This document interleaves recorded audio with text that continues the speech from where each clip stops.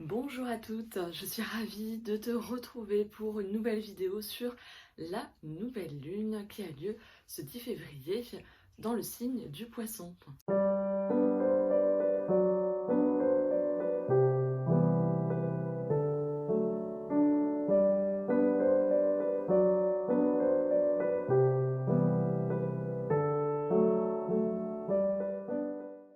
Pour celles qui ne me connaissent pas, je suis Charlotte Giudicelli, sophrologue spécialisée dans le féminin, la périnatalité, les enfants et les adolescents.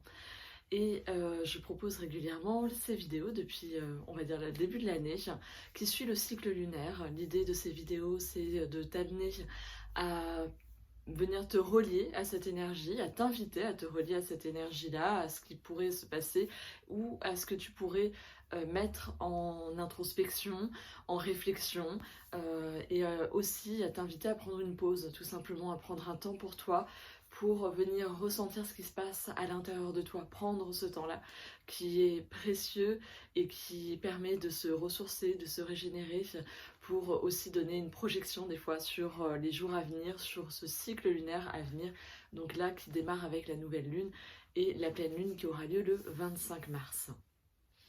Pour ce faire, j'utilise comme guide, on va dire, de cycle lunaire, le livre de Sandrine Veriken pour créer sa vie en 12 lunes, qui te propose des rituels, notamment à l'intérieur.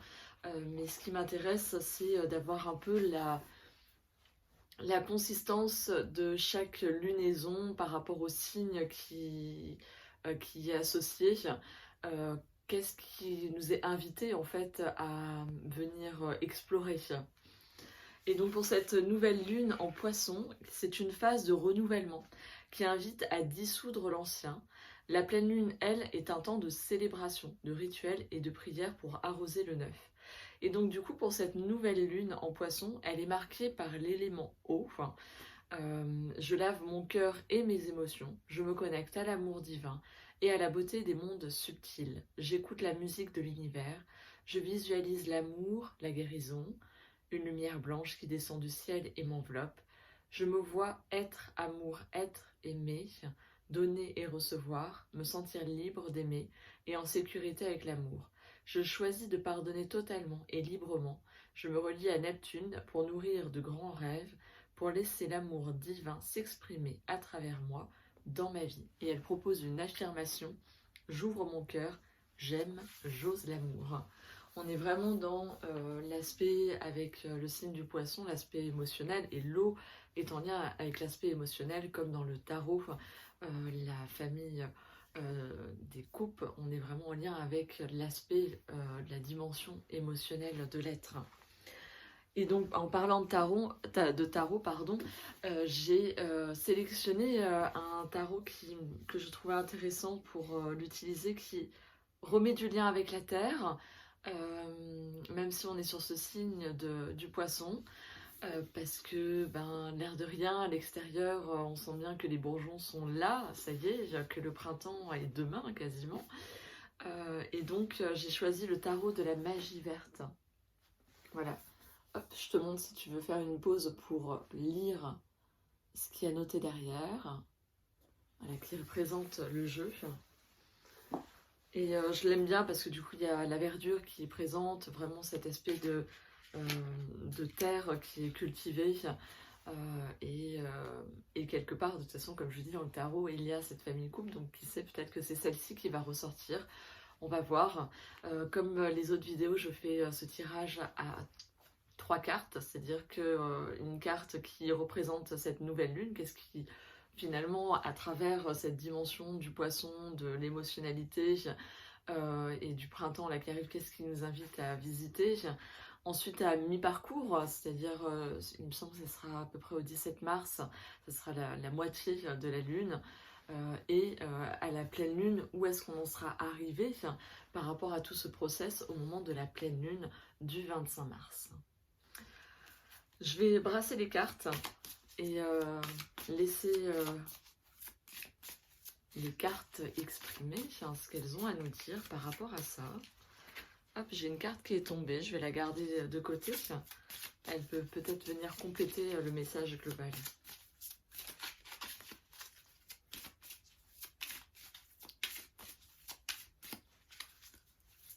En tout cas, ce tarot-là, tu peux très bien l'utiliser si tu es un peu débutante dans le tarot. Il est très bien pour, pour débuter, quoi. Il a quelque chose de très accessible par rapport aux illustrations qui fournissent suffisamment de détails pour venir exprimer quelque chose, comprendre ce que signifie l'arcane, pardon. Donc, hop, une première carte. La deuxième et la troisième. Hop, ça y est, j'ai mes 3 cartes. Il y a une quatrième qui est bonus qui a sauté du paquet. Donc, cette première carte qui est vraiment par rapport à cette nouvelle lune, on a l'homme vert, qui est en fait le fou, c'est l'arcane majeur, un arcane majeur, pardon. Et le fou, eh bien, c'est celui qui, c'est un peu le point de départ. C'est le début de quelque chose. C'est aussi l'insouciance, le fait d'y aller sans peur ni crainte. Là, on le voit, quoi, il est prêt à partir à l'aventure, hein, le personnage. Il est pleinement relié à l'élémentaire. Il est bien ici et maintenant.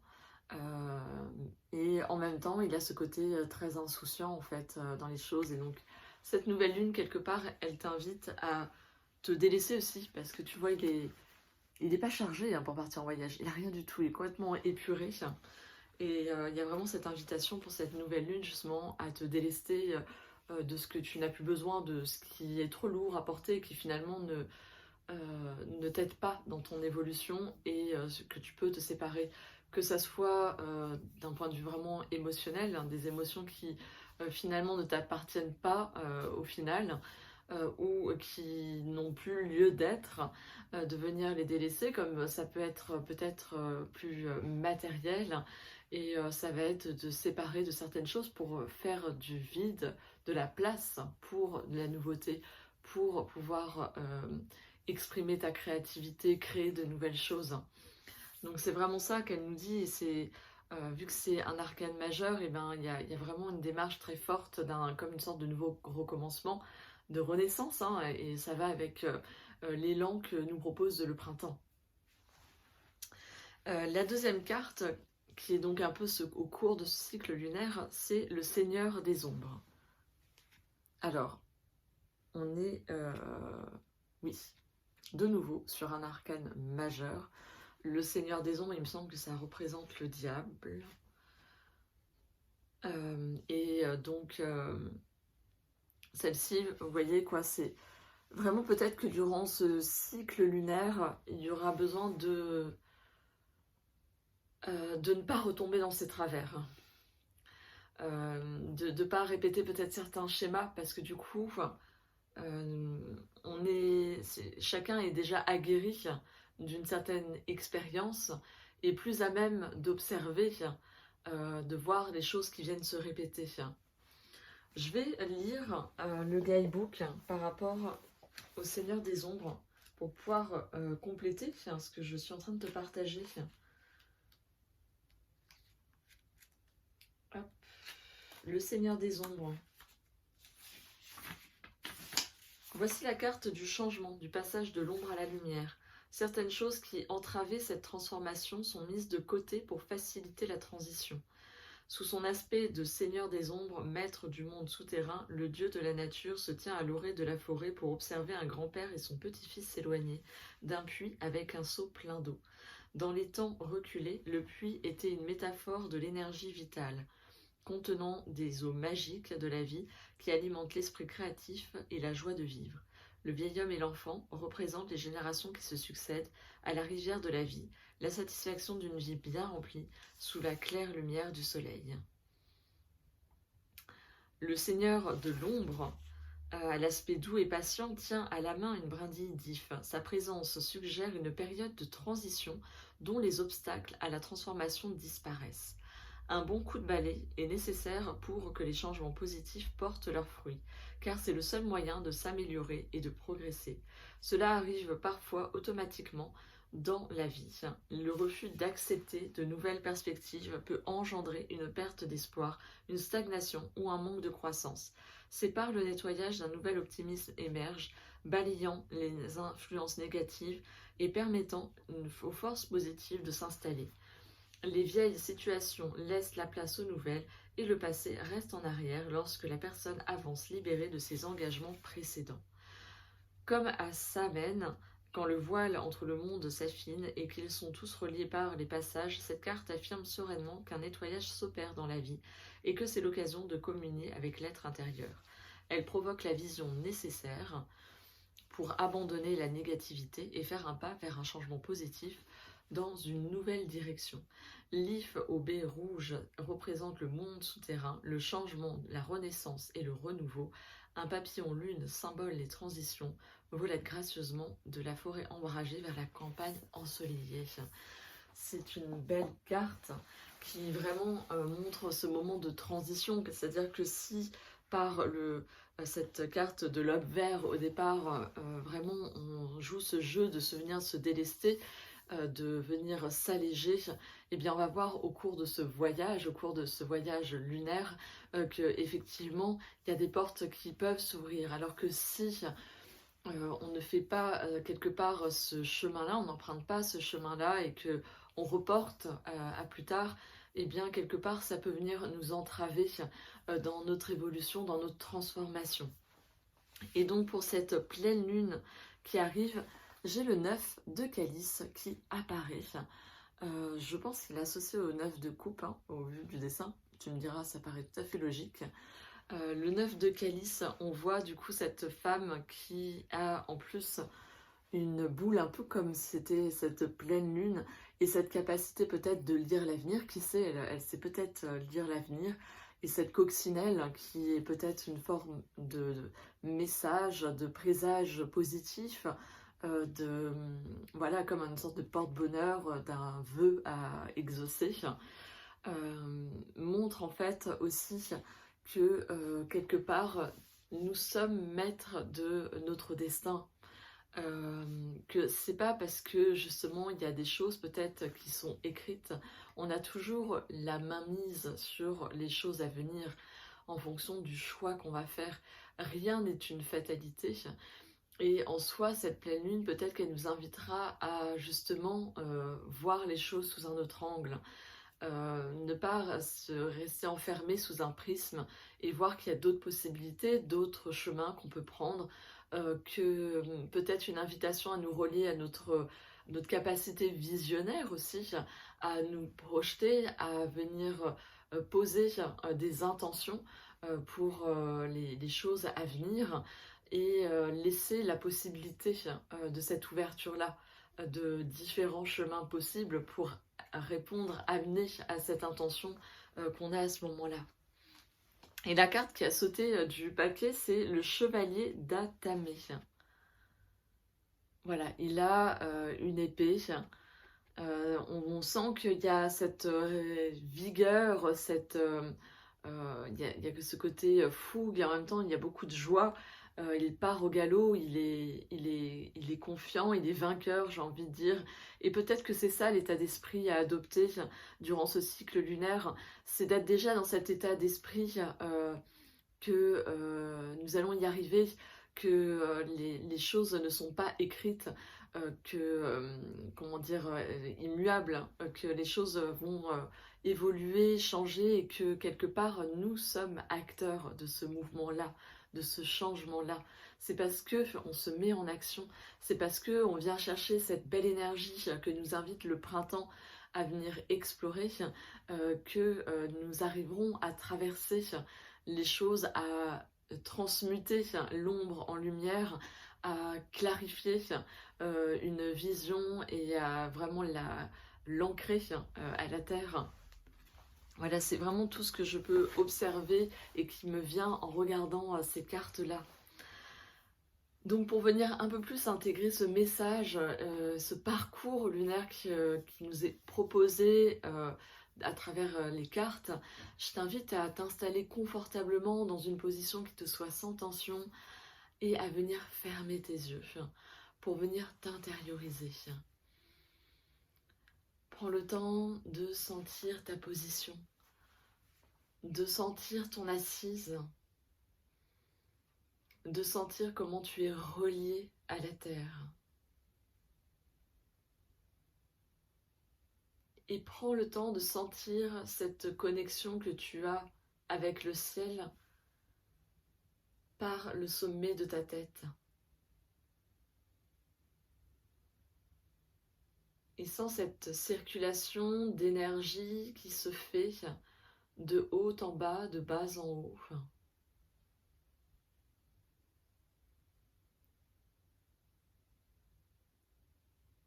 Inspire, expire, pour sentir la vie circuler en toi.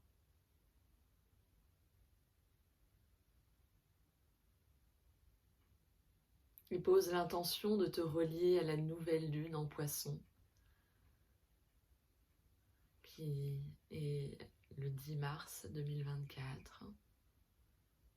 Peu importe si tu le fais un peu après ou un peu avant.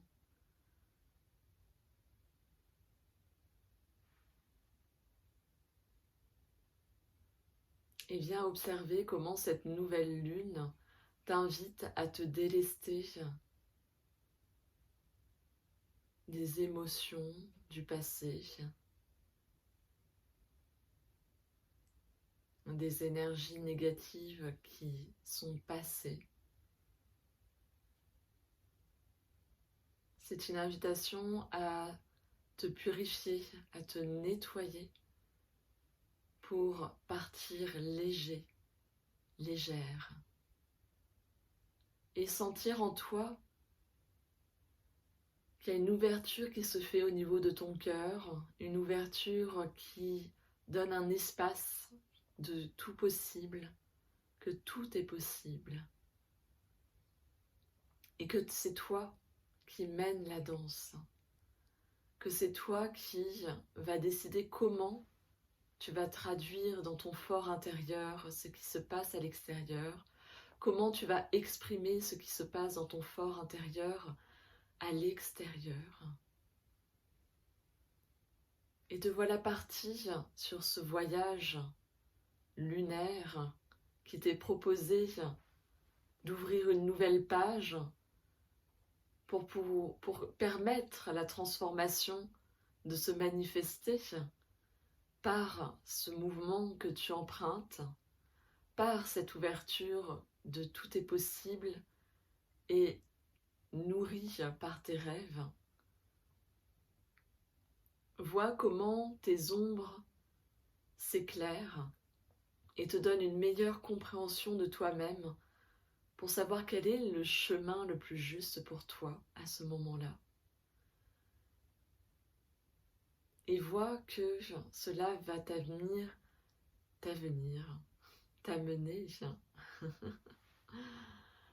à une meilleure clarté, à peut-être aussi une reconnaissance, une gratitude en la vie, à cette confiance en l'avenir.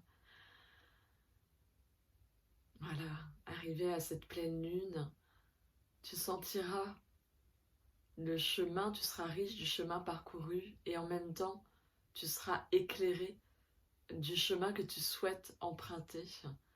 Et tu sentiras que tu es guidé, que tu n'es pas seul sur ce chemin-là, que tu es riche de ton expérience, des personnes qui te soutiennent, de peut-être des énergies invisibles également.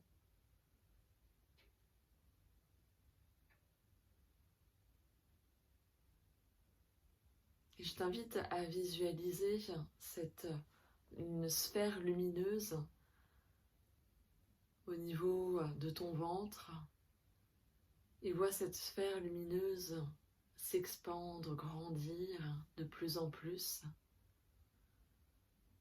pour venir t'envelopper entièrement. Tu baignes dans cette sphère lumineuse. Accueille les sensations qu'elle te procure de régénération, d'espoir,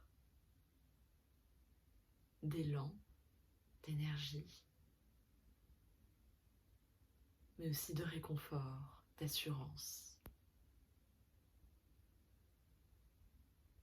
Inspire, expire. Prends le temps de revenir ici maintenant. Bouge tes mains, bouge tes pieds, bouge ton corps en douceur. Et tranquillement, viens ouvrir tes yeux. Accueille comment tu te sens là présentement. Accueille ce qui est, simplement. J'espère que cette guidance t'aura plu.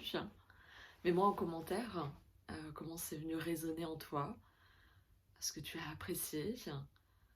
Tu peux également me soutenir en mettant un pouce, en t'abonnant également à ma chaîne pour pouvoir recevoir les notifications et être au courant pour les nouvelles vidéos. Je te souhaite d'ici là une douce lunaison, de traverser un cycle lunaire transformateur. Et je te dis du coup, je te donne rendez-vous au 25 mars pour la pleine lune, que nous verrons sous un angle du coup comme un point de départ pour un nouveau cycle lunaire. À très bientôt.